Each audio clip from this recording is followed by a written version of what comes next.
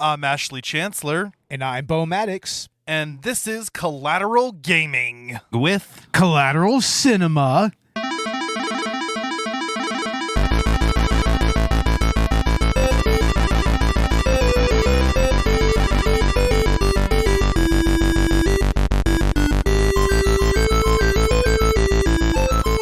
Welcome to Collateral Gaming, the only video game podcast that matters, where we focus on good games, bad games, and everything else in between in the world of gaming. We are podcasting straight from somewhere in South Texas, and yes, my friends, we are a 420 friendly podcast, so smoke it if you've got it, whatever you've got.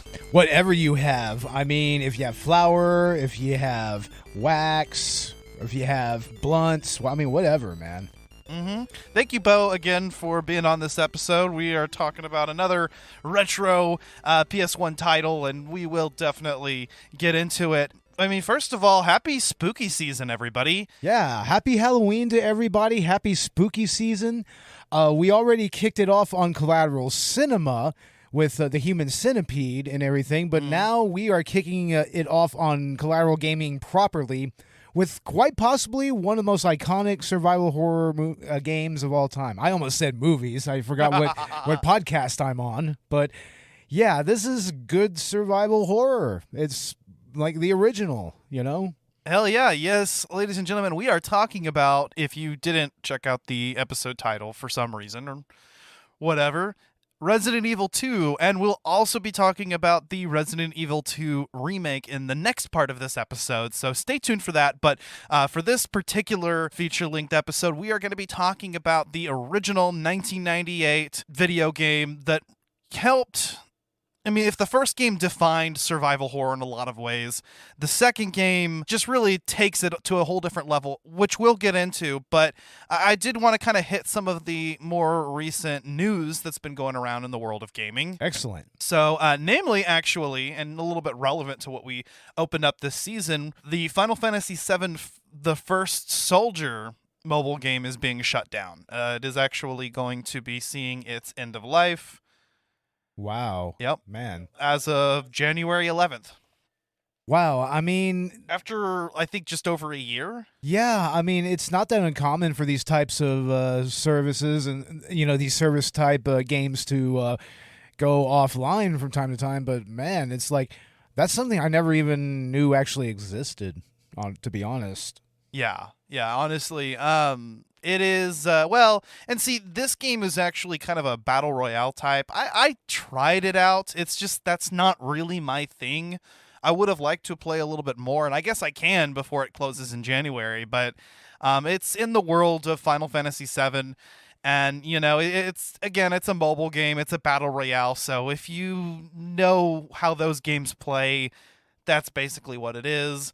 You know, and with them launching another mobile title, I think sometime this year, which is actually going to be a turn-based RPG style, covering the events of the compilation of Final Fantasy VII, that's Ever Crisis, you know, it probably didn't get the feedback that they hoped it would. Probably not. I mean, that's usually how it works out with these sort of things. Didn't meet expectations, whatever. Yeah. This month, we're also getting a Resident Evil Village DLC, the Winter's expansion. I would like to talk about that in some form or maybe do a commentary. I'm kind of still working that out, and that's if I'm able to purchase it, which, you know, my financial situation's it's a little off at the moment. But if we can, then yeah, I definitely have to talk about it because Resident Evil Village is a lot of fun, and we're gonna talk about, you know, the Resident Evil franchise as a whole, kind of, especially this month. As for other news, we did get some gameplay for the upcoming Dead Space remake, which I'm very excited about, and another look at Gotham Knights, if you care about it. I mean, I don't know, it's just like, it kind of reminds me of the Arkham series, but it's not, and you can tell. Yeah, for sure. So, you know, whatever. We'll see how that goes. But, yeah, that's pretty much it. I mean, there really wasn't a lot going on this month to talk about. Doesn't sound like it. I mean, for the most part. No, but it is spooky month, so, yeah, it is the perfect time to delve into the world of survival horror. Yep, back into the world of survival horror, needless to say. Yeah, once again, you have stepped into the world of survival horror, or you have stepped back into the world. Exactly. Something to that effect. Yeah, so Resident Evil 2, the 1998 original video game, developed and published by Capcom, and the sequel to the original Resident Evil. Oh man, I love the original Resident Evil, let me tell you, especially the director's cut, which has a very interesting story behind it as well, especially regarding its soundtrack. I think Wayne did a video on it recently, so yeah, check that out. Yeah, and that may be something we may be addressing this month, because I'd like to do a bonus round actually talking about Resident Evil Director's Cut in particular, because I've played through a little bit of that, and I actually played through a remake as well in preparation for this podcast, the remake of the original game, and we'll definitely get into that at some point, if not now.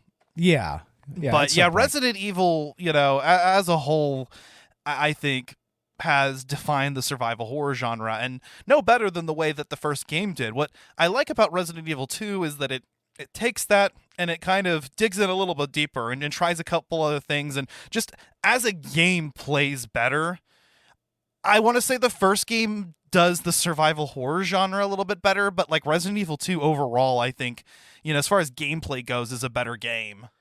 Well, you have to remember with the first Resident Evil, it was really going for atmosphere more than anything, because it was emulating, old school horror movies and zombie movies. I mean, it was trying to be like a real, like, gamified version of Night of the Living Dead or Day of the Dead or something like that.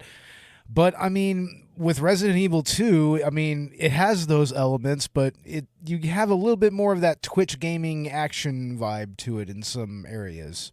Yeah, it does definitely feel a little bit more action focused, and I mean, personally, I kind of prefer the classic Resident Evil games like 1 and 2, and the more recent games being like BioHazard and Village, because they're games that focus a little bit more on the survival horror rather than the action aspect. But I will say, yeah, I think 2 is just a little bit more action focused, whereas 1 is a little bit more puzzle focused. And that's not to say that there isn't some really horrific shit in Resident Evil 2. I mean, there's lots of body horror in this game, as well tons of it, as well as a lot of gore. Yeah, no, they don't hold back with the gore. It's just a shame that the polygonal models aren't going to capture that as well as a modern game might. But no, still wandering through the halls of the RPD or some of the other locations and seeing the blood everywhere and debris and looking at the bodies, in particular the zombies, they don't hold back with it.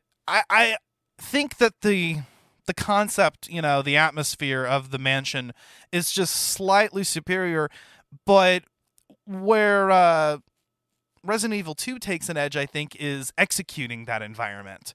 I mean, I definitely felt like the graphics in Resident Evil 2 have been improved. They're a little bit more detailed than the first game, and as well as the design of the environments, because, even sections of the RPD feel a little bit more distinct from each other than the mansion did. It really does. I mean, it's almost like it layered, these floor plans from different, levels and everything, different games, and just kind of put them all into one. And that's kind of what makes RPD so iconic, I think. I think even more iconic than the Spencer Mansion to a degree. I mean, not to say there isn't parts of that fit that role, but, to me, I mean, just expanding the actual, surrounding area of the game itself, into the city, and then also going to the RPD, it's like, I mean, that just makes for a more memorable, first 20 or 30 minutes of the game, or even like the first couple of hours. Yeah, and so I think where this game excels is not only, we were initially just addressing the RPD and how, distinctive the RPD feels and not as ad nauseum as the mansion, and that's not even talking about all of the other environments that you go to, because this game does have, a progression from, the streets of Raccoon City to the RPD to the parking garage to the sewers, back to the RPD and then, Yeah. back down to the sewers, fully explore, and then to the lab. And so roughly half the game takes place in the Raccoon Police Department, but the other half of it is these other areas of the game. And so it definitely adds a lot more flavor. The environments are even more distinctive because you're going to different places. Whereas there were definitely different segments of Resident Evil 1, it was all on the mansion grounds. So it all kind of was samey, I think that's what really makes Resident Evil 3 really great as well, is because that expanded even further on Raccoon City itself. You don't spend as much time in the RPD there. You're actually going to like the city park. You're going throughout the streets of the town. You're going into different buildings and everything. And that's here to a degree, but I kind of get why they placed most of the game in the RPD, though. Because, you needed to have a little bit of that central location, because that's kind of what, Resi fans were accustomed to from that first game. And RPD is honestly the best part of the game, I think. Yeah. It was about having that one central location where everything just went down. There's a lot of similarities between the two places, but as far as just atmosphere and as far as just real tension, it's like RPD is, I think, the superior location.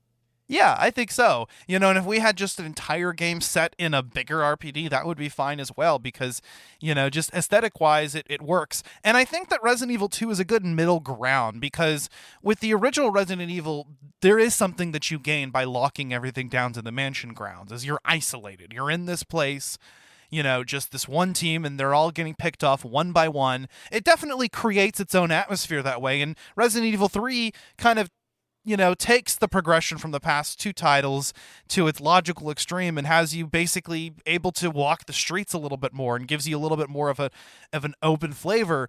Although I haven't played any of 3 myself, just from what I've seen. But Resi 2, I think, kind of is a good middle ground between those, because you do go to different locations, but you do also sort of have that central location. And even whenever you move on to other ones, you're in that area. Yeah, getting back to the RPD from, say, the sewers or anything is really not that difficult. It's all really interconnected that way. Yeah, and you can pretty much go back and do whatever you want. And you will, because originally, the first time you go down to the sewers, you do a little bit, and then you come back up to the RPD, do a little bit more, and then you go back down. Yeah. Or actually, no, that's not correct. It depends on which character you're playing as and which scenario, actually. Yeah, that makes sense, honestly. That's another thing that is very distinctive about 2, and something that is one of the only things I dislike about the remake, which we'll talk about that next part, but I think in a lot of ways it actually expands and improves on and is a better game overall for what it does than the original. It does what a remake is supposed to do, except for how it treats arguably one of the most iconic features of 2, which is the zapping system and the A-B scenario. And I'm going to talk about my disappointment with that in the next episode, but as far as the original game goes, something that really set it apart from, for instance, its predecessor, and hasn't really been replicated in any Resident Evil title since, or I can't think of any game that kind of works this way, is the idea that your different character scenarios were not just alternate versions of events, but you would actually have a B scenario where you would play as the other character. And it was, so for instance, if you chose Leon in the B scenario, you'd play as Claire. If you chose Claire in the A scenario, in the B scenario, you'd play as Leon. And in that B scenario, it would actually be what the other character was doing, and they would meet each other at the same locations that you went through in the A scenario. The other character would go fight the bosses that they were supposed to. Any items that they leave behind and don't take are available for you, or at least a couple of them, or they can take those. Yeah, and it's very difficult to understate how influential that system was to later games on down the line. That was such a new concept, was, being able to, like transfer your save file to the next game and then, have like different, items and everything. I mean, that was just unheard of before then, And there was interconnectivity, and there was an actual communication between both scenarios. They existed together. So it wasn't, you pick Jill or you pick Chris. It was you play as Leon and then Claire, or Claire and then Leon, and they actually went on this journey together. And then you can try it the opposite way, and that's going to be your alternate version of events, but it encourages you to actually play all 4 scenarios, and I did. Because I think the replay value is just, again, the first game did a good job of giving you that replay value by, okay, here's the other character you can play as, and here are some other costumes and stuff that you can unlock afterward. But, in this game, they actually doubled that even further and said, here's another way you could do things, and all 4 scenarios are going to be actually a different experience. Very much so. So yeah, even the sets of bosses that you're going to fight, within the A scenario and the B scenario are going to be different, because it wouldn't make sense to fight the same character twice, in their same form. Claire will fight G1 and Leon will fight G2. Yeah. And the interesting thing about the whole zapping system is how the game itself really works in service of it, like for instance, how the puzzles are constructed and everything, I mean, there's a reason why, and Resi 2 does get a little bit of flack for this. There's a reason why the puzzles are a little easier than they were in the previous game, and arguably easier than they were in other games before them, is because it lent itself to that replayability so that you could just get through each scenario and, not have to do a whole lot of backtracking, because that was a huge thing about Resi 1 was, backtracking was a huge part of that game. Here, you don't have that as much. You have a lot more forward progression. Yes. And that really helps balance out the whole zapping system and the whole A-B scenarios. I think so. And I think, there's just kind of the game lends itself to a better learn as you go. And, you'll have, at first, the RPD, for example, is going to be confusing, and you're not going to know where you're at. But then before too long, you're going to know that place like the back of your hand. And that comes in handy when you play through the B scenario, or whenever you go and play through the other characters' A and B scenarios. You're just going to kind of be able to learn what works in this game. And what's cool is that items are switched around depending on what scenarios you're playing. So, an item that you found in Leon's story is not going to be in the same place that it is in Claire's story. And then there's also just the different path that you take in the B scenario, period, at the beginning. You have a slightly different intro. You have a slightly different way of getting to the RPD. Right. Yeah.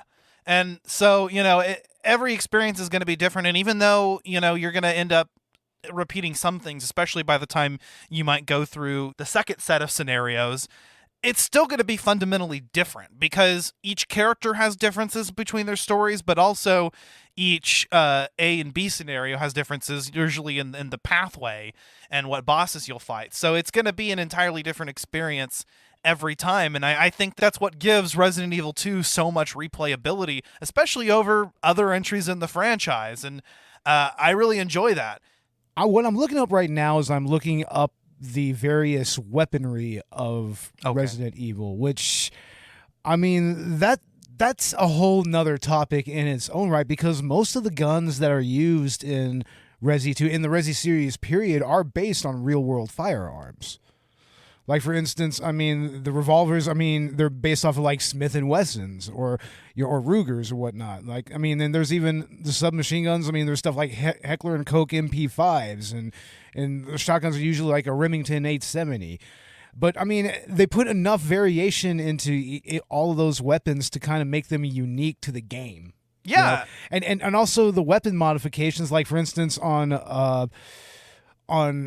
the Heckler & Koch VP70, that's real life shit. That's a bracelet you can actually put on the gun. It snaps on, and you can get that 3-burst fire with it. Oh, that's badass. I like that. It was all modeled off of real world weapons, and that was kind of a first in its own right. This was before, Tom Clancy come out, but that was a little more nondescript with its weaponry. But it's nowadays when you have games like Ready or Not or like Call of Duty, that's very intense on, they're very intensive on what kind of firearms are used and, real world, like real world playability and whatnot. It's like this was kind of what laid the groundwork for that. I mean, there's even a YouTube series on the actual weaponry of Resident Evil called the Kendo Gun Club. Oh, nice. Yeah, it's based off. It's really cool. A really cool channel, and he actually breaks down, how they are similar to real world weapons versus how they kind of diverge from them. There's just some subtle things that they change with some of the weaponry.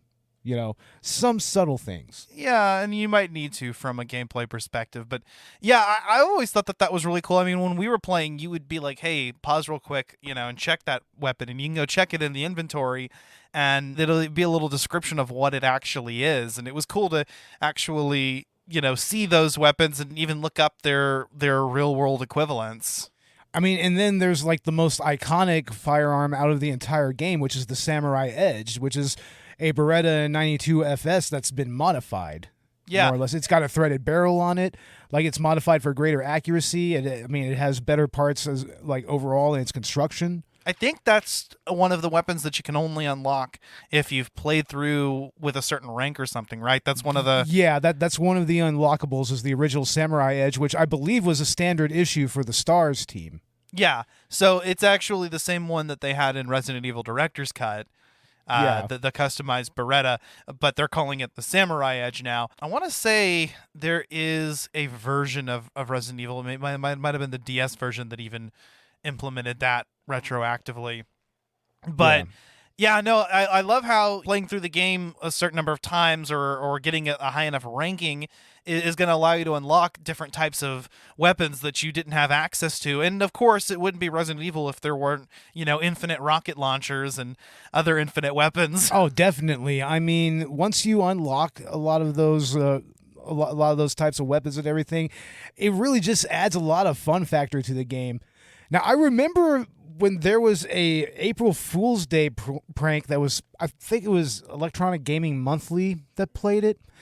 They purportedly showed, it was either them or GamePro. They purportedly showed in the Resident Evil 2 Akuma from Street Fighter. He's like the evil version of the evil counterpart to Ryu and Ken. Mm-hmm. Supposedly, he was going to be a playable character if you did a bunch of really complicated shit between the two scenarios and everything, and you had to unlock Hunk and Tofu and everything and all that shit, and you had to beat all of that, and apparently you would get Akuma, and you could even use his the evil Hadouken that he uses. Fuck yeah. You could use that just like you would a weapon. You hit the shoulder button, you aim, and then you just no shit, that's awesome. But it was an April Fool's prank. Yeah. Though. I mean, and it got people good, because it would totally track that, Capcom would probably put one of their Street Fighter characters as an unlikable character. And I'm kind of surprised that they didn't make a little bit of a joke in it, a joke towards that in the remake. I'm kind of surprised by that. That would have been kind of funny if just out of nowhere, there was maybe a reference to Akuma or something like that. Yeah, no shit. That is cool as hell. Yeah, I mean, speaking of, you mentioned them earlier. There are even game modes that are unlocked by getting, a high enough ranking, which is determined by how quickly you get through the game. I think how many times you save, things like that. Yeah, how many times, and also how many times you use first aid sprays. That's also very important. Yeah, so that factors into it. I don't know if how many times you use herbs factors in, but that's good to know. Actually, I'd always just kind of use them interchangeably, but there's a reason to save those first aid sprays and not use them if you don't have to. Definitely. Yeah. So, but yeah, you unlock the fourth survivor, where you play as another survivor of the Raccoon City incident. That's Hunk. And then there's the Tofu survivor, where you actually play as a giant piece of tofu. And the only thing you have is a knife. That's the only thing that he can use is just a knife. Yeah. So these are just kind of more of these time trial type scenarios where, you actually have a preset items, and you can't gain any more, and you just kind of try to get through it as quickly as possible with the items that you're given. In a way, it's kind of the precursor to DLC in a way, right? Yeah. It's kind of a precursor to that, these unlockable modes. It's like nowadays that's shit that you have to buy and download in order to even experience. Yeah, that's true. Yeah. Yeah, so they definitely, I love how they're adding all these other game modes, and that's all in the game that you get. You don't have to update it, you don't have to buy anything. It came in, and I think, despite the fact that the story is relatively short, I mean, you can get through this game very, very quickly, especially if we're only counting a single scenario. That's kind of a hallmark with Resident Evil games, because if you want to get that really good ranking, then you need to get through the game quickly. Right. Usually it's like under 3 hours, I think. That gives you an S ranking. Yeah, so there's an incentive to speedrun the shit, but even playing through the game normally, it's a very fast experience. But again, making that experience so that you have to play through it multiple times to really experience everything that the story has to offer. And on top of that, tying unlockables and things like that. I mean, it's really genius, actually. And back whenever, like you said, there wasn't DLC to pad out a game, you really needed to find ways to make players invested without having to do a lot and actually create so much data that's too much for the cartridge to handle. I mean, again, by having 4 different scenarios in the first place and then having the extra unlockable modes set in those same areas, you use your resources a lot more efficiently. Yeah. And it's a lot easier. Yeah. And I mean, as far as like resource management is concerned, this game, like, apparently it gives you a lot of ink ribbons even in the normal mode for some reason. Like, yeah. I mean, it's scarce on the ammo, but yeah, it gives you a lot of ways to save. Well, in easy mode, it gives you a lot of fucking ammo and ink ribbons. But yeah, even on normal mode, like you said, the ink ribbons are pretty frequent. I found that even on normal, it gave me more than I needed.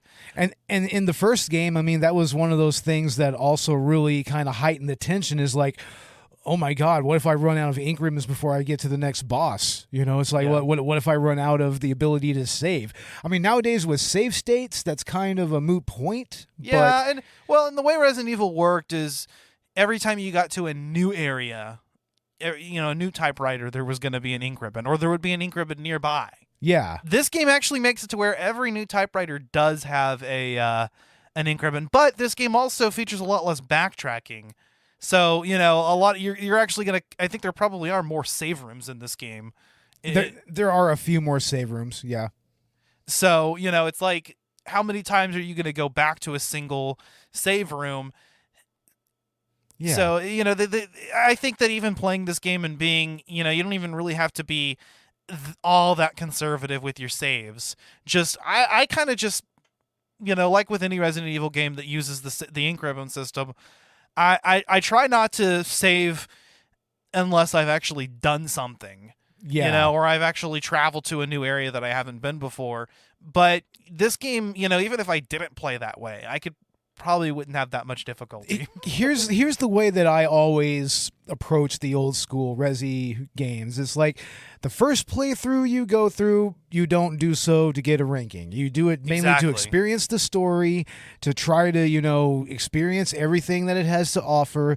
And that means when I play through, like, I save and I save and I save and I save as many times that I can save, I save. Because you don't know necessarily whenever, a boss or difficult enemy is going to pop up. Exactly. Like Mr. X. Oh, yeah, especially when Mr. X shows up in the B scenario.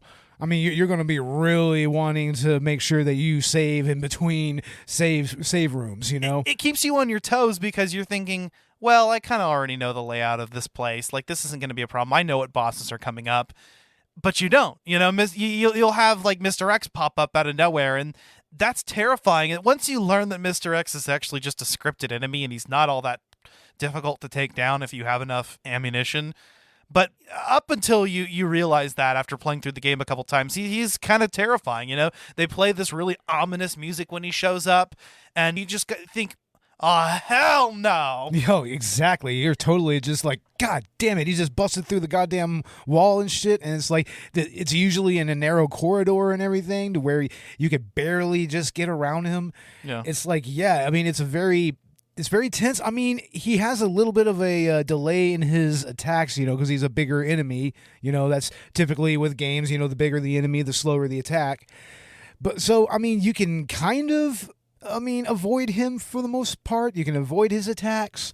But, I mean, when you're in those narrow corridors and hallways and whatnot, it's like, God damn, that's just ramped up to 11. And it's something that they kind of improved upon in Resident Evil 3 with Nemesis. And in the Resident Evil 2 remake, they really improved on Mr. X and the whole stalking behavior. But, we'll get into that, and I'm sure we'll talk about Resi 3 at some point as well. But I definitely think that Mr. X is underutilized, especially when you compare him to just where they've taken that type of character in future installments or versions.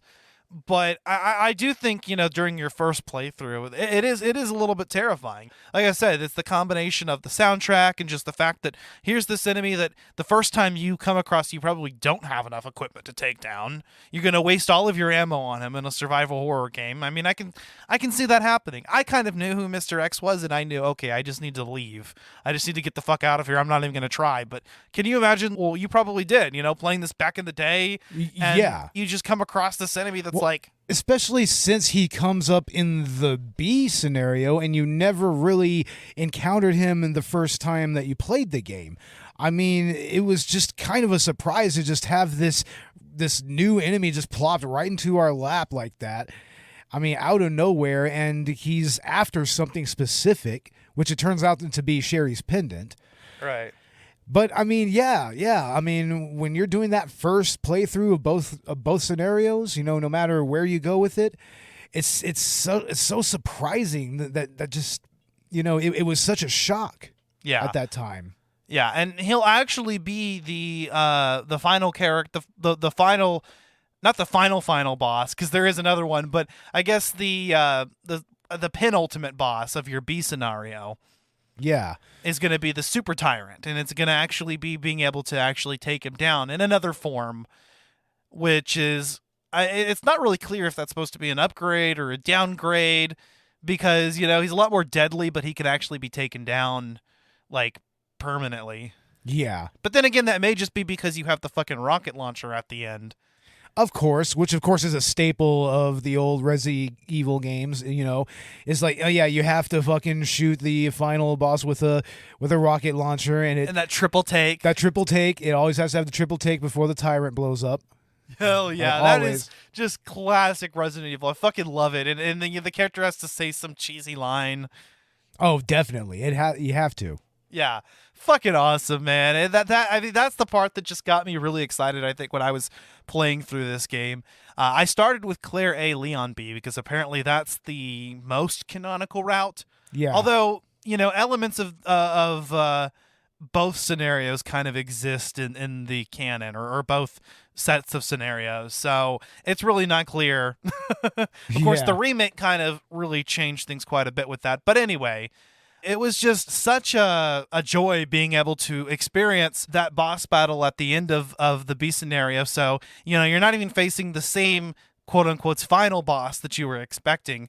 And then on top of that, they give you another final boss, which is the 5th stage of of Birkin. Yeah, and that's in the train whenever he's just this big gelatinous monstrosity, just, turned into just an abomination, I mean, it doesn't, but thankfully he's very slow, so it doesn't take a whole lot to really take him down. Honestly, if you have the submachine gun at that point, and you just load him up a little bit with it, and maybe a few grenade shots, and maybe a shot from the rocket launcher if you still have one, it's he can be taken down. But yeah. If you don't waste the other shot of your rocket launcher on a crowd of zombies, yeah, because you get 2 shots, one of them will automatically trigger a cutscene and kill the Super Tyrant. As awesome as that would be, though, Yeah, but you can't actually. That is something I think I did in the remake, is I used the rocket on a crowd, and it was fucking awesome. Oh, fuck yeah. And it was cool. But yeah, no, if you actually save that shot and you're smart about it, you'll have it to use, and it'll chip away the final boss's health quite a bit, and then you just unload it on it with the submachine gun, which I think even if you didn't leave for your B scenario character, is still you can still find it in the lab, and if you did already get it, then you get more bullets for it, Yeah. which is nice. So I think no matter, I think you can get it in the lab. I think eventually. I'm not sure. I've always left it for my B scenario characters both times I played. So See, I went ahead and just as Leon took both the knapsack, and the machine gun. So see, I realized that I would definitely need it more in the B scenario, which is supposed to be more difficult. And also, I knew that I only wanted to take one and leave it for the other. But now that I'm thinking about it, the submachine gun might be a good choice to give Claire early on because she doesn't have as good weaponry as Leon does. yeah, her main two weapons Other are than the grenade launcher. Yeah, the grenade launcher and her pistol. The grenade launcher is nice because it has so much versatility that you really don't have to use a lot of her other weapons. I mean, you typically will keep her handgun equipped, but it's like the bow gun is like, who uses that really? It actually is nice. I've equipped it a few times just because I had a bunch of ammo for it, and it's not a bad weapon, but it's definitely outclassed. And I think for her, the grenade launcher is really the one like defining thing. The spark shot's cool to use against I think it's particularly strong against some of the bosses. Yeah, but what's notable about the grenade launcher are the different rounds that were made for it. Right. You have acid rounds, which is pretty much good against any fleshy creature or anything like that. Usually the flame rounds are good against those plant monsters. Yeah. Usually. And also those are good. Those in the acid rounds are usually best to be used against, bosses. Yeah, the flame rounds I think are superior to, for instance, Leon's flamethrower later on because, well, one, they're just another ammo type that you can carry with the weapon, and two, I just think that they're better. But that being said, Leon does get overall the better weapons. It's just that Claire's grenade launcher kind of compensates for that being such a good weapon. But Leon also gets the shotgun and he gets the magnum, so... That's true. But, I mean, I do like how... much like the shotgun, the grenade launcher, it can clear a room real quick because in this game, you're going to have a lot of zombies in one room from time to time. So, I mean, with Leon, you get that shotgun, it'll clear the room. But with Claire, I mean, you just got to lob a couple of grenades down the hall and, you can pretty much clear them out.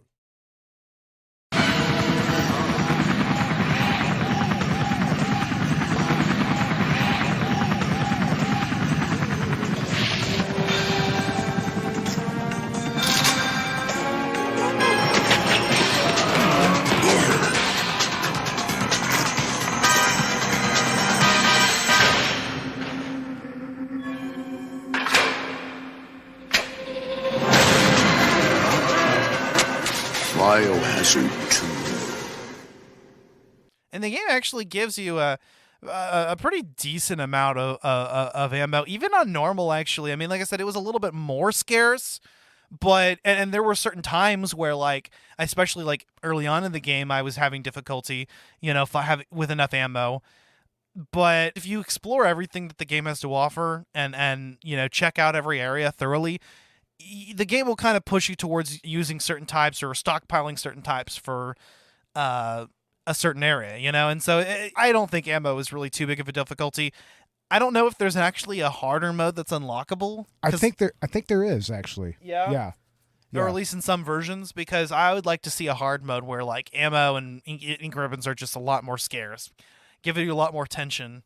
I mean, they were supposed to do that anyways, but I mean, like we said, I mean, there's that one little balance issue with the ink ribbons and whatnot. They're just not nearly as scarce as you would think they are. No, and like I said, there are definitely times when you're playing normal where ammo can be tight, especially at the beginning. But like I said, if you're not wasting your ammo, which is hard to do in this game, and you're actually exploring everything, which is encouraged, you're going to stockpile the types of ammo that you need. And I think that the game being a little bit harder, or at least having a harder mode, would definitely be a bonus for me.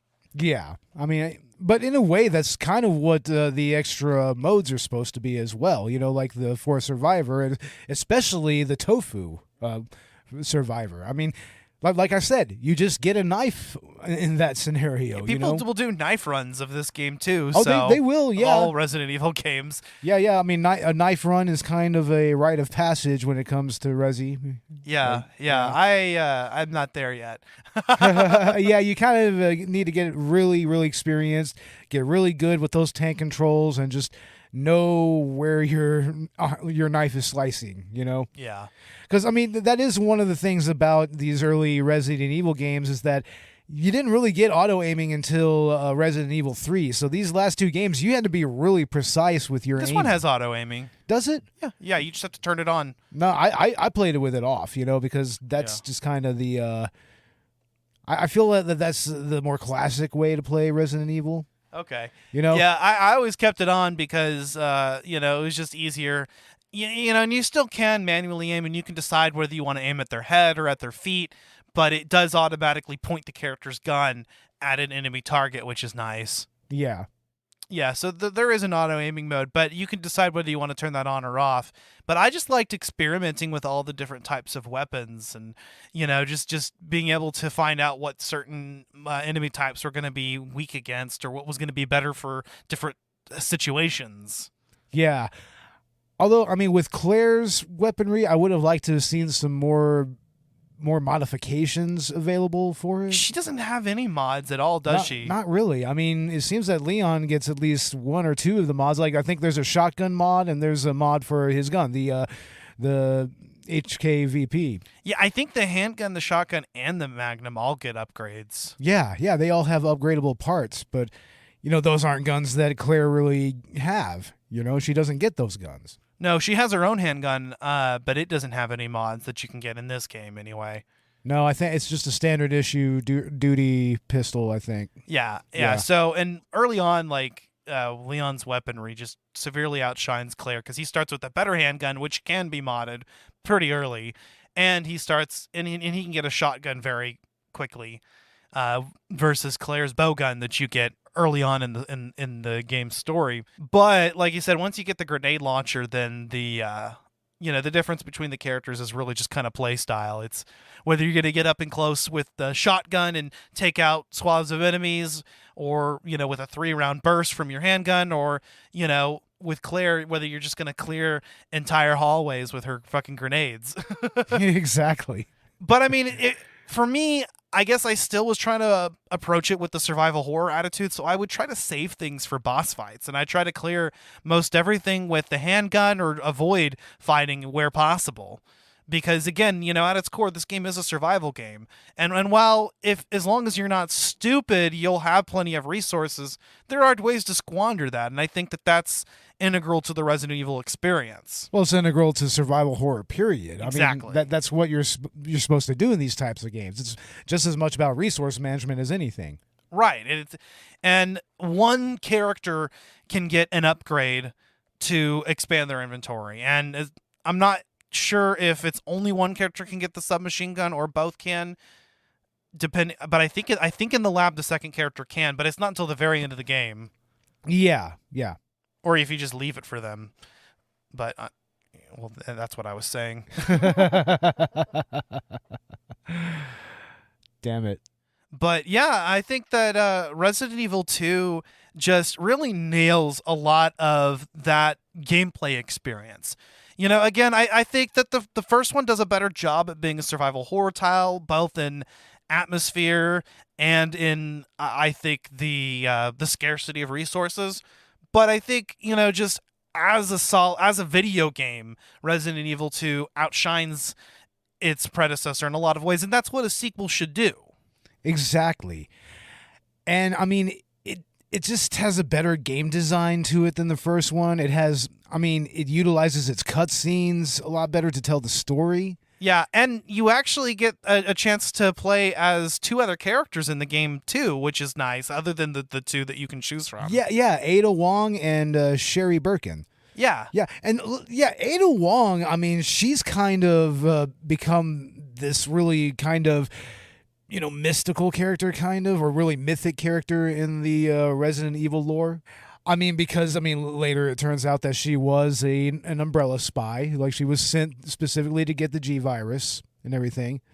And, she became a fan favorite pretty quickly. Yeah, she did. I mean, despite the fact that she and Leon have a very quick romantic progression, you still kind of are invested in it. I like it, Yeah. and I think Ada's just such a cool character. Definitely the better side character. Playing as Sherry is awful because she can't actually attack anybody. No, but I mean, and she doesn't get attacked in the same way as the other characters, but I mean, who really wants to see a zombie munching down on a kid in a game, you know? Right. So, I think like the Sherry sections kind of slow down the pacing of Claire's scenario. Although I do like the relationship between Claire and Sherry better than the relationship between Ada and Leon. The relationship between Claire and Sherry is really nice. From a story perspective, I really enjoy it.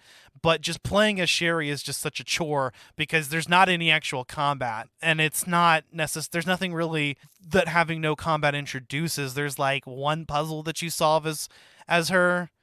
Yeah, I get what you're saying. It does feel like Ada's side quest or whatever. It seems a little more involved because she's able to fight against the enemies. But even Ada's side mission, and playing as either of the characters, is not nearly as engaging as it is playing as the original cast. I mean, there's just a lot less to do. But at least Ada can actually attack other enemies, and you can check it out. I think her gun pretty much is just the same thing as Claire's gun, actually. I think it is. Yeah. Yeah. Yeah.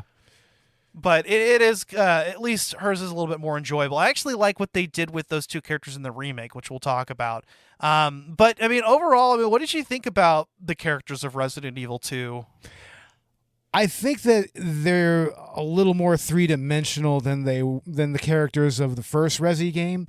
I mean, the first Resi game, I mean, you still get to really get to know Jill and Chris and the STARS team members, but only to a point, you know? Yeah, and they're all kind of the same type of character because they all have the same occupation. Yeah, they're all members of the same team. They're all cops. They've all had, lots of tactical training and whatnot. They're pretty much a special ops team for, basically like a SWAT team. Yeah. Now compare that to Leon and Claire. I mean, Leon's a cop, but he's a rookie cop. So does ACAB include Leon S. Kennedy? I'm going to say yes. Especially Leon Kennedy. But, I mean, yeah, he doesn't have a whole lot of experience as far as, it's his first day on the job. It's his first day on the job. He doesn't have experience as far as tactics, as far as, he's a little more skilled with weaponry than Claire is. But Claire holds her own, though. I mean, and she doesn't seem to be particularly a trained shot or anything, but it seems like she's held a gun before. Like maybe her brother had helped her. That makes sense. I mean, she's still Chris's sister, I mean, Chris is her brother, so yeah, there's going to be some. I'm sure she picked something up from him. But she's just a civilian, and he's a day one cop, so it's very different from each other and from the characters that she played as in the first game. Yeah. And I really enjoy that. I think that the characters are explored a little bit better because they have more interesting backgrounds and more distinctive backgrounds, I should say. But I also like how Resident Evil 2 takes itself a little bit more seriously. I mean, part of what's fun about the early Resident Evil games is the camp. And don't get me wrong, there's plenty of cheesy dialogue in this game. I mean, that is just an unavoidable fact. But I do think that, with the omission of like the live action scenes that they did in the beginning, this game does take itself a little bit more seriously than the first one did. Definitely. I mean, there's so much about the original game's voice acting that by this point it's a meme, like Jill's sandwich. Yeah, and just that beginning intro is so much fucking fun. It is. Yeah, it's a lot of fun, and it's kind of cool that they were able to get some actors together and, make them actually look like the characters and, be able to do that. But that wasn't going to be particularly possible with Resi 2. I mean, that's why the use of cutscenes it's a lot stronger here, I think the story actually is improved as a result because of that. And obviously it's going to be a completely different experience. There is something super fun about the original game and the vibe that it goes for, but I do like that this game does something different and takes itself a little bit more seriously, and that actually is a boon for the story. Yeah, and it really helps sell the characters to the player, like you really do come to care about Claire and Leon and Sherry and Ada a lot more than you do, the members of the Stars team. I mean, I would argue that Resi 3 really helped, establish Jill as a better character. Yeah. But here, there's a reason why they went back to Leon for Resi 4 and they went with Claire for Resi Code Veronica. They're arguably the most compelling characters in the entire franchise. I like that they actually did that. And that Resident Evil has, continued to follow protagonists in different ways. And so you can play Resident Evil 1, or you can play Resident Evil 2, and it's like, hey, if you like playing as Jill, she comes back in Resident Evil 3. If you liked playing as Leon, he comes back in 4. If you liked playing as Chris, he comes back in several of the later games. Yeah, in 5. In 5, okay.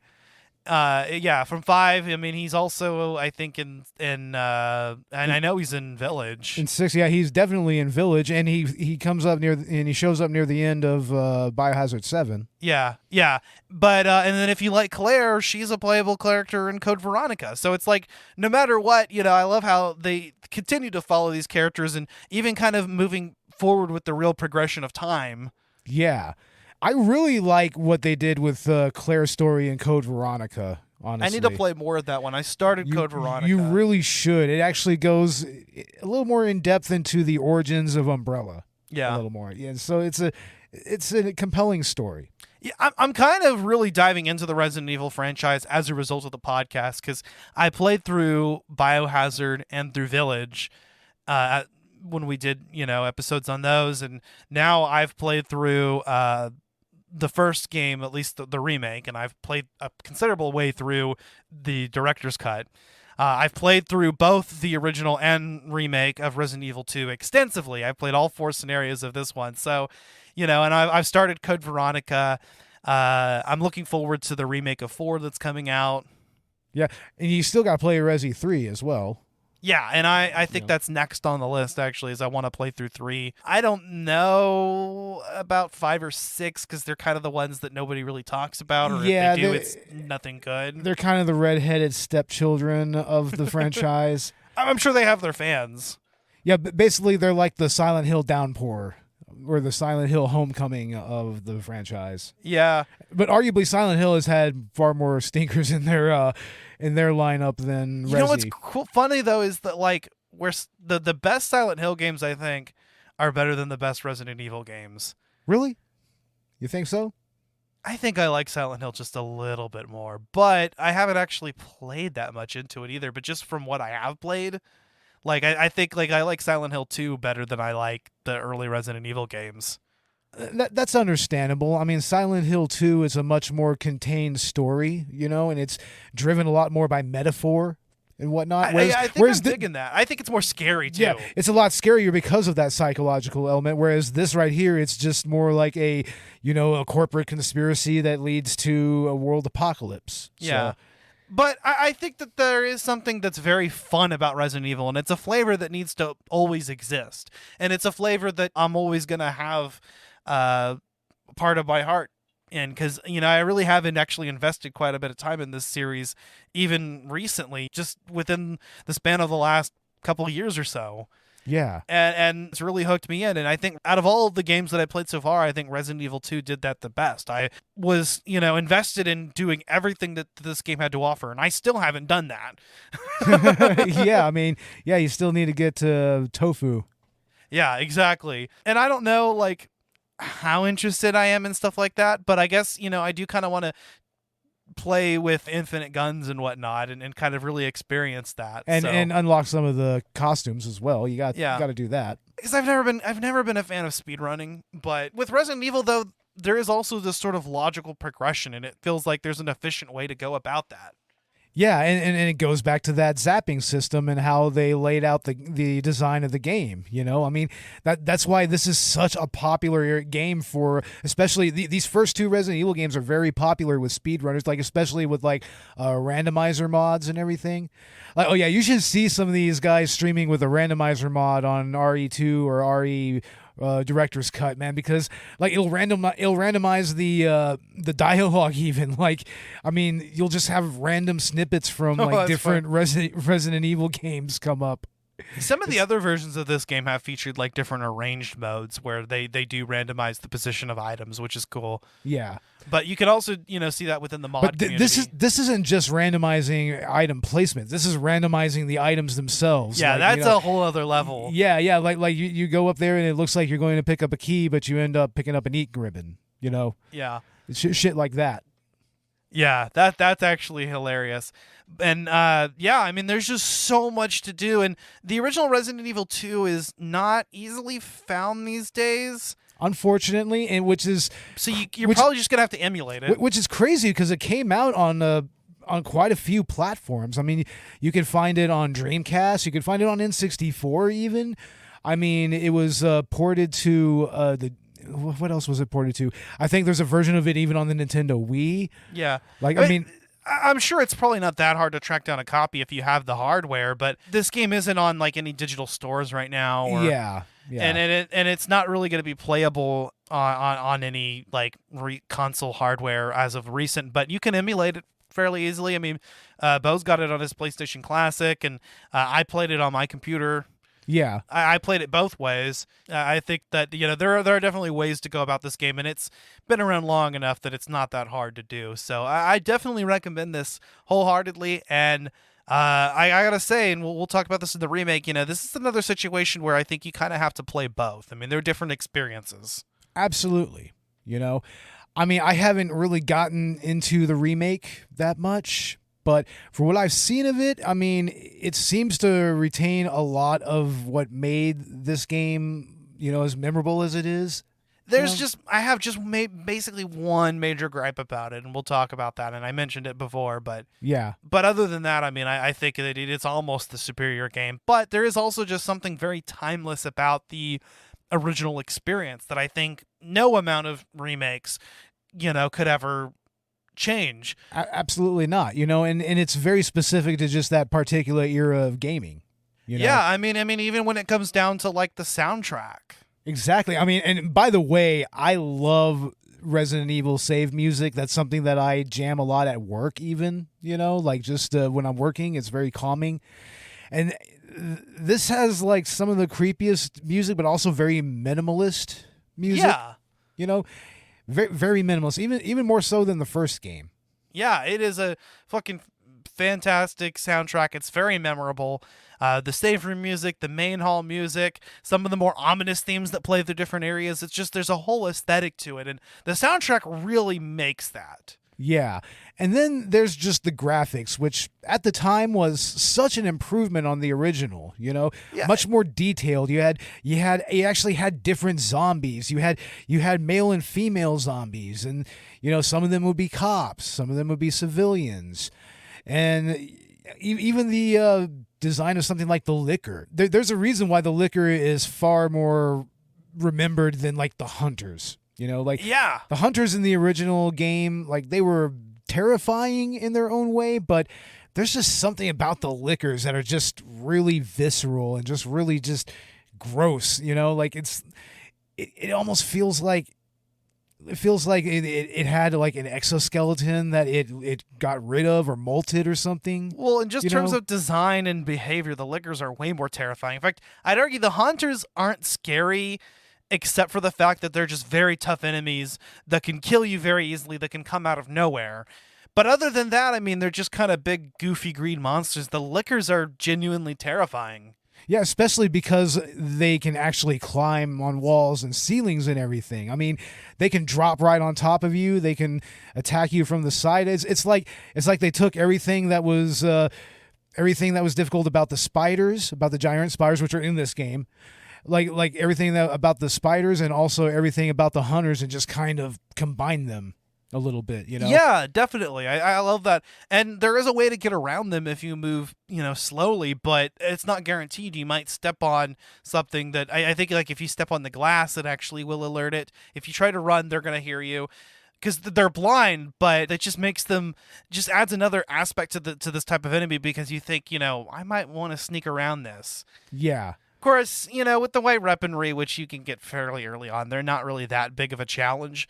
But even so, the first time you come across one, you're like, what the fuck? Hell, just a couple of acid rounds will take them down real quick. And then later on in the game, they'll throw like 2 or 3 of them at you at once are like super lickers. And so, yeah, they actually can kill you very quickly, even late game. Yeah, no kidding. You really got to go in there with the strategy, and then that's the best thing. And I think there's a lot of trial and error. You walk into a room and you're like, oh shit, there's a boss here. All right, let me reload, equip myself right. Yeah, you definitely want to do that in this game. Yeah, and I think like we talked about with Final Fantasy VII, the idea of using 3D models on these pre-rendered backgrounds is just kind of what adds to the entire aesthetic. It really does. It allows Resident Evil to tell a story in only a way that a classic Resident Evil game could. Yeah. And with those camera angles that just change and the tank controls that take quite a bit of getting used to. I would argue that they're slightly more fine-tuned in this game. Yeah. Slightly than before. Well, and you have to remember that the whole point is that it's disorienting. They're doing that on purpose. They're shifting camera angles really quickly and using hard-to-master controls because it makes the experience more terrifying. It kind of replicates, for instance, what it might be from the character's perspective of maybe not being able to move around or attack accurately because they're scared or they're in tense situations. Yeah. I think that it's a good way, and I think the early Resident Evil games really actually evoke that experience well. It does make the game just a little bit scarier when you got to get away from this enemy, but your character just isn't quite cooperating because it's difficult to turn them and move them and have them run all at the same time. Yeah, there's no doubt that that's deliberate, and that's always been the case with Resident Evil controls. I mean, I would argue that with Resident Evil 4, I mean, that's why the controls were designed the way they were in that one. It was to kind of add to that heightened tension. There's a reason why even when you aim and you can still kind of move around a little bit, it's like you're still limited in your movement and everything. It's meant to up that tension. Yeah, I think there is something very deliberate about, especially the early Resident Evil titles with that, and it's why this series just definitely has its own brand and of survival horror, and obviously being influential to the genre as a whole, but even into the modern day continues to have its own distinctive self. Yeah. I mean, there's a reason why they had to turn around and go back to the survival horror mechanic in order to make the new Resident Evil games like the new memorable games in the franchise. Yeah. There's a reason for that. It has its own identity, and Resident Evil 2, I think, really has its own identity within the franchise as well. Yeah. There's a reason it's a lot of people's favorite title. Exactly. I'm trying to think about how I would rank the games that I've played so far, and it's difficult. It's like I kind of feel like I need to play through like Biohazard or Village again. Yeah. It's probably a good idea. Because it's like, do I like that one better or like the original game? I'm like, kind of need to get through the original PS1 version and see just how that falls on my palate. But I think that this is a phenomenal series. I think this is a phenomenal game, and I'm excited to talk about the series in a little bit more detail. I mean, I guess now is as good a time as any to kind of get into our final thoughts here. Man, I mean, this is once again another game that's very nostalgic for me. Much like Final Fantasy VII, the Resident Evil series was when gaming officially grew up. And this game really kind of signified that. I mean, like you said, it's a much more mature, less campy version of survival horror, and it really set the tone for the next 3 or 4 games that came out. Now, of course, they totally shot themselves in the foot around 5 and 6. Mm-hmm. They shot themselves in the foot there, and some of the spin-offs. Oh yeah, some of the spin-offs, of course. I mean, Resident Evil Outbreak, it's easy to forget that they made an online multiplayer Resident Evil game. Most of the spin-offs, I should say, actually. Code Veronica is good, but it's like the Revelations games I've heard are good. I wouldn't even call Code Veronica a spin-off game. It's more of just a branching off of the Resident Evil timeline, more or less. Kind of like how, Leon's story in Resident Evil 4 is kind of a branch off of that. Yeah, a lot of people say that it's different. I've just barely gotten into it, but I agree with you, man. It is it's a fun series through its ups and downs. It is. Like, even the worst Resident Evil game is still very playable. I mean, we played Resident Evil Survivor that one time. That is one of the worst ones. But, I mean, it's still a fun little game to get through, you know? At its core, I mean, it was trying something different. And they kind of got that mechanic right in a later game. I think it was a Deadly Aim, I think it was. But, I mean, yeah, this is definitely a game that was a lot of fun revisiting. Like, I love playing these old school PlayStation horror games. Like, there's an entire genre of indie horror game development right now that's surrounded around making these old school retro looking, you know, horror games and using the tank controls and Polygonal models and pre-rendered backgrounds and all of that, you know. It's like that style's still being replicated to this day, you know? So, I mean, this game's influence is, you know, very, very relevant to this day. I agree. Yeah. Yeah, Resident Evil 2 I think is it deserves its place in memorable influential video games. And I'm glad that I was able to experience that not just once, but 4 times and still have a unique experience every time. And it's crazy that I kind of want to play more, you know? Yeah, I mean, I wouldn't mind playing through it again, to tell the truth. Honestly. So, I mean, Resident Evil 2, I think, is definitely a hallmark. Definitely, I think, important to the genre of survival horror in the video game industry today. And important to gaming, yeah. You know, like you know how we talked about how, you know, Final Fantasy VII really pushed the boundaries further as far as, you know, cinematic storytelling and gaming. This one right here is another one of those games that really pushed that forward. I mean, just the way its narrative was presented, the way that cutscenes were utilized and everything. I mean, it's very similar to FF7 in that respect. Yeah, I agree. These are a good couple episodes to kind of do back to back, exactly, and especially because we're talking about both the original and the remake. So yeah, next time we'll get into Resident Evil 2 2019. Again, this is also a fantastic game that I really only have one gripe about it. We'll talk about that, and I think that the source material was fantastic as well.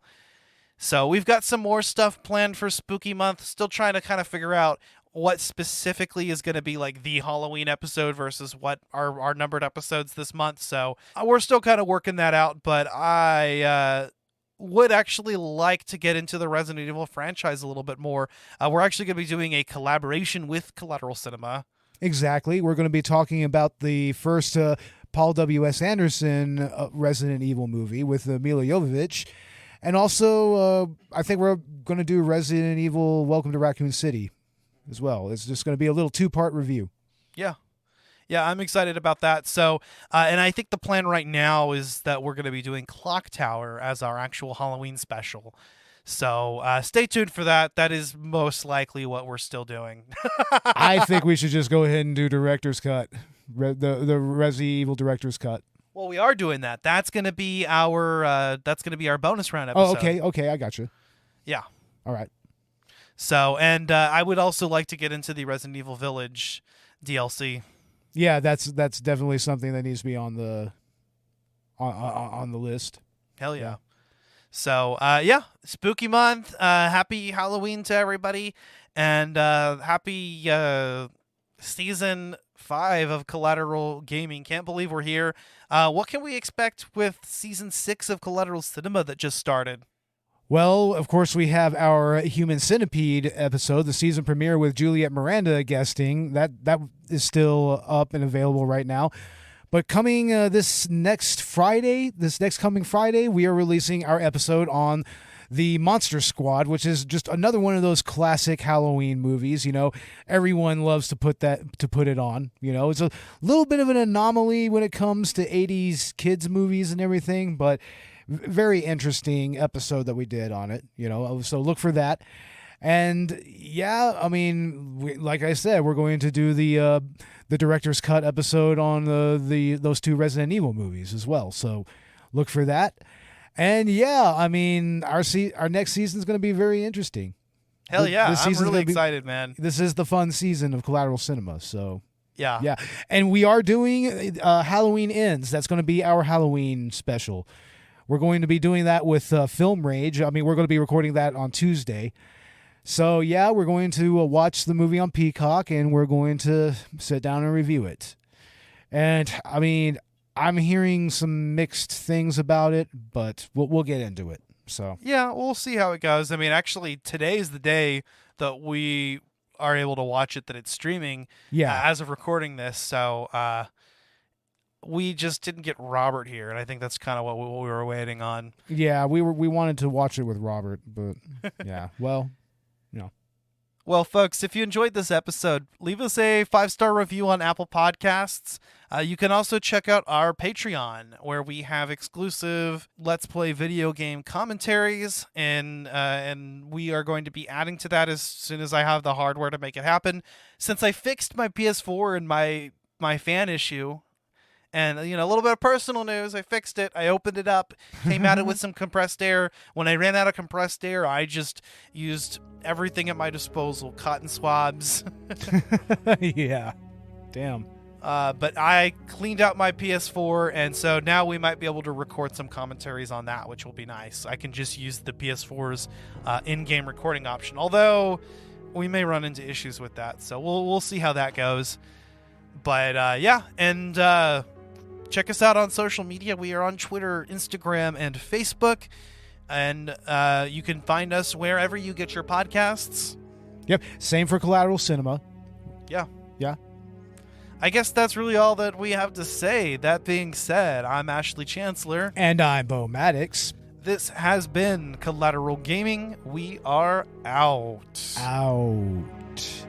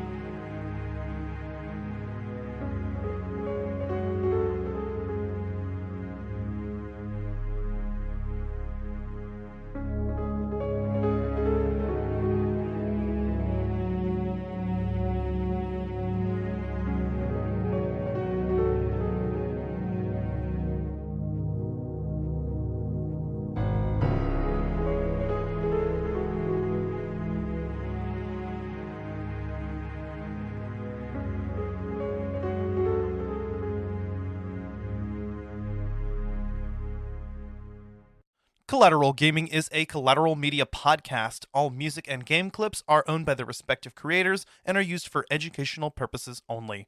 Please don't sue us. We're poor.